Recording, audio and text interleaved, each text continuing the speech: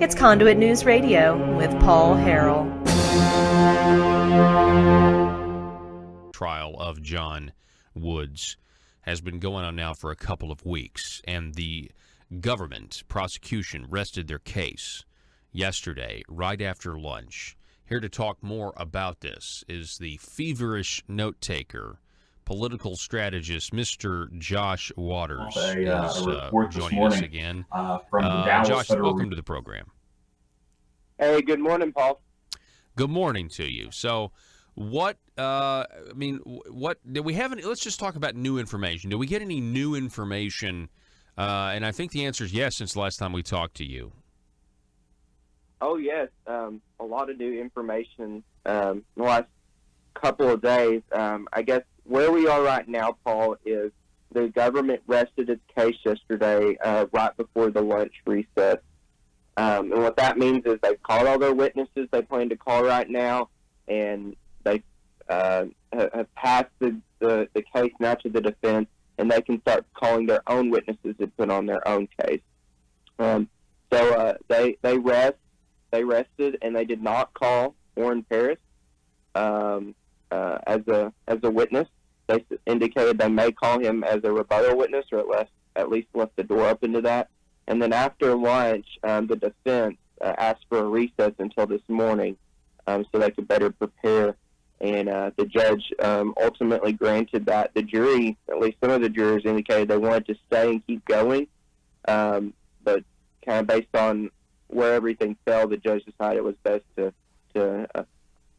stop for the day and come back this morning fresh. Okay, all right. So now the defense is going to try to poke holes in the government's case, and that's what we can expect now. So it'll be interesting to kind of hear what they got. As of right now, it doesn't appear that they have done. They've had too many wins, just from what I can tell, and I know I've talked with you. But let's talk a little bit about what happened. I guess 2 days ago, we discovered that there was a thermostat manufacturing company that was owned by the top executives of Preferred Family Healthcare, who are caught up in a lot of stuff. They're caught up in cases really here in Arkansas and Missouri, it appears. So what did we find out? Yes, that goes more to the additional charges against John Woods, and basically, the theory is that all this GIF money that Rusty Cranford was securing for alternative opportunities, Dayspring, AmeriWorks, Decision Points, all the different names they used, that was part of a kickback scheme to John Woods as well. And so they went through different emails between Tom Goss, Bantia Goss, John Woods, Rusty Cranford, showing, how he was getting on board. At one point, Rusty Cranford said he's our new Bubba. In one email, they're going back and forth. In one email, they asked, "Are we in trouble?" And the context was specifically related to working with this GIF money and working with John Woods on this. So that was, pretty revealing, I think. I think it showed a lot of, the players behind the scenes, the Gosses and Rusty Cranford, and how they're working to get this money funneled, this GIF money funneled to them. But what was, interesting, you talked about the thermostat company. A lot of this GIF money was supposed to go to employment services kind of thing, to AmeriWorks, and then Decision Point and Dayspring is behavioral health. And so that actually came out that they had to return that $400,000 because it was too specific to, manufacturing, molding, and robotics, and they didn't really do that yet. And so they returned it because it didn't fit within the guidelines that the GAF money was spelled out. What about when it says that we found ourselves a new Bubba in the email? And these are these Missouri executives for this massive healthcare company that are saying this. Generally, I mean, what's the consensus? I mean, obviously, it is an insult, or what is it when they say we found ourselves a new Bubba in Rusty Cranford, or are they talking about John Woods there? They're talking about John Woods. Rusty Cranford's talking about John Woods. The defense tried to allude that was just a common term that Rusty Cranford used. The guy who's testifying was the IT person who secured all these emails.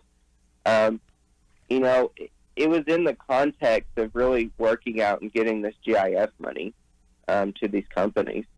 And so, I would speculate that means, hey, we have a new, kind of a new person on the inside who can help us out. Yeah, just a new good old boy, new club member who's willing to be on the take and do stuff for us. I mean, yeah, it's pretty interesting when you have. I mean, just you never know for sure what they mean with that nickname, but I mean, you can certainly infer a lot of it. So Josh, we're talking with Josh Waters. You're giving us an update on what's going on with this, public corruption trial of John Woods. Now, they talked about former Governor Mike Beebe in some capacity in relationship to John Woods and the Arkansas Economic Development Commission, right? And the $4.7 million. Yeah, the $4.7 million that there's an email, and John Woods said, hey, that's easy, we can get that. And they're talking about different ways they could get it, but there was a very pointed email talking about AEDC and that, if the governor wants it to happen, it'll happen, is the way it was put. And what they were trying to do was get a $3 million loan at 0% interest, and they were promising a certain amount of jobs, and then try to get some other, incentives packages together. And so I thought that was pretty revealing because, one, wouldn't it be great, Paul, if anyone could just show up and get a $3 million loan at 0% interest from the taxpayer? Oh my gosh! I mean, that's pretty blatant corruption right there, I think. But when you think about it, how many other times is this happening with these corporate welfare programs going on around the state? Are there other legislators working with these companies and trying to find a way to get an incentive package? Of course. Are they getting kickbacks in the same process? Mm-hmm. I mean, it really, on principle, I think, the corporate welfare has its own issues, but now looking at how they're trying to basically try to funnel more money to the Gosses is really what it was. Tom Goss was. You raise a good point. Corporate welfare in general has its own issues on principle and goes against the free market and everything else, picking winners and losers. But what we are seeing here is this concept of anytime the government gets to bestow gifts on anybody and pick winners and losers, there's also the opportunity that you take a little bit back for yourself, whether it's GIF or now really what this is exposing the Arkansas Economic Development Commission as potentially being used in a corrupt manner. And I've often said for a long time, how do we know that some of these companies aren't giving money to PACs that then go back into these guys' campaigns that vigorously campaign for super projects or, giving money to Chinese companies? And the fact is, I mean, how in the world are you going to trace something like that? How are you going to know that this PAC was funded by this Chinese company or whatever that was then a payback for getting the taxpayer money? So if essentially you're getting a cut of the taxpayer money that you're giving to this company, we just don't know. And what we're finding out in this John Woods public corruption trial is that it's it's a possibility at the very least. I mean, they were certainly considering that Mike Beebe was going to give them this money, and John Woods was probably going to get money off of it. Yeah, that's right. And there was an email exchange at one point that came out yesterday, and it was John Woods replying to Rusty Cranford, thanking him for suggesting the idea of setting up a PAC. It's called Woods 1836. So that was interesting. But one thing that did come out 2 days ago, Paul, that was, kind of very clear cut on how this GIF money was used. There was the AmeriWorks, the bank account was set up, and then it was the only deposit was this $400,000 GIF grant that Mike and Neil and John Woods secured. And then right after that was deposited There was a cash sent or check sent out one and $60,000 amount to White Dog Asset Holding. It was never clear what that was for, but on the memo line it said for due for C Coalition, and then another check of $16,500 to Cranford Coalition made out directly to them, and then the other $320,000 was who actually went over to Decision Point for GIS.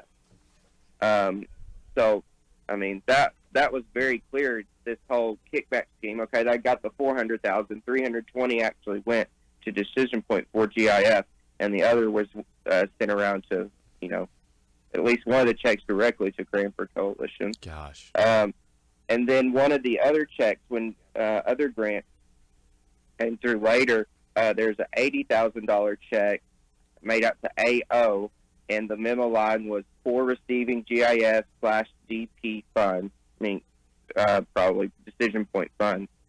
And so that was,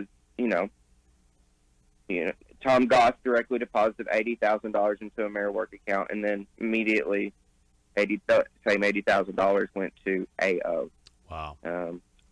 So, has it come up at all? I mean, has the jury?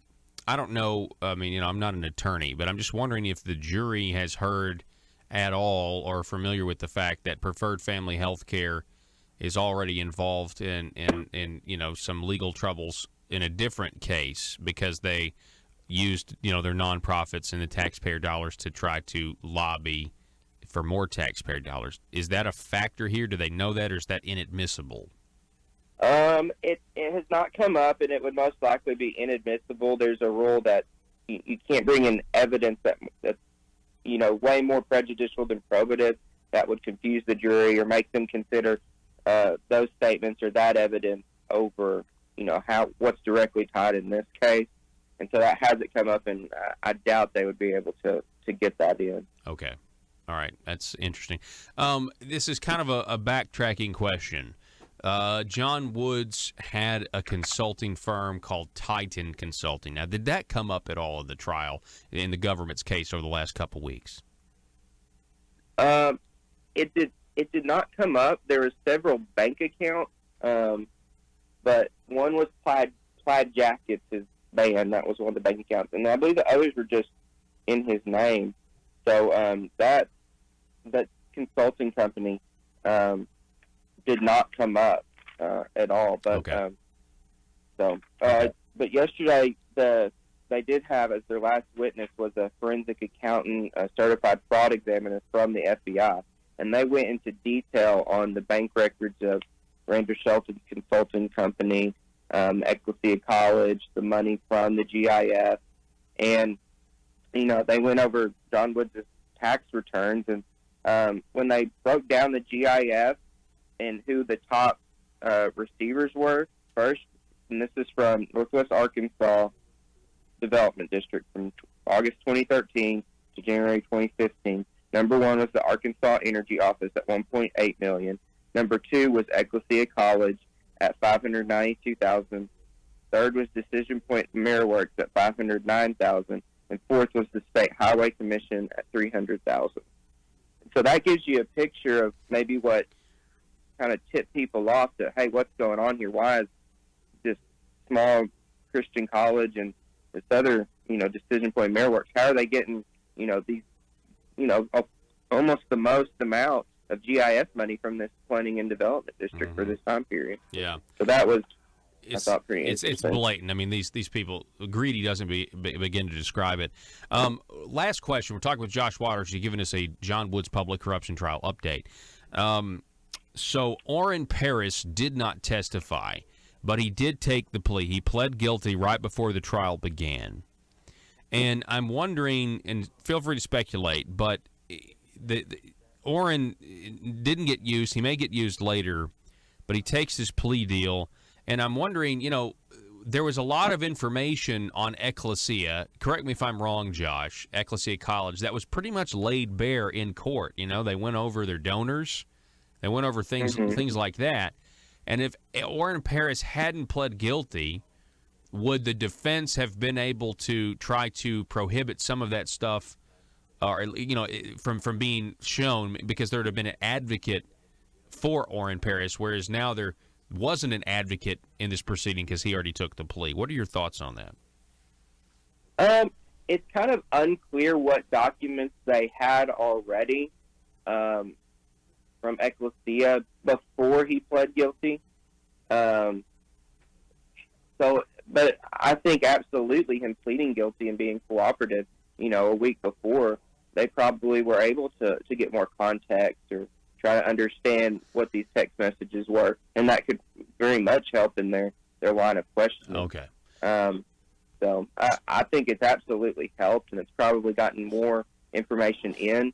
But it's unclear if those documents were available in preparation for the trial before he pled guilty or not. Okay. Well, that's an interesting. There's a lot we don't know, but yeah, that kind of clears things up for me. I was just thinking, they didn't use his testimony yet. They still may.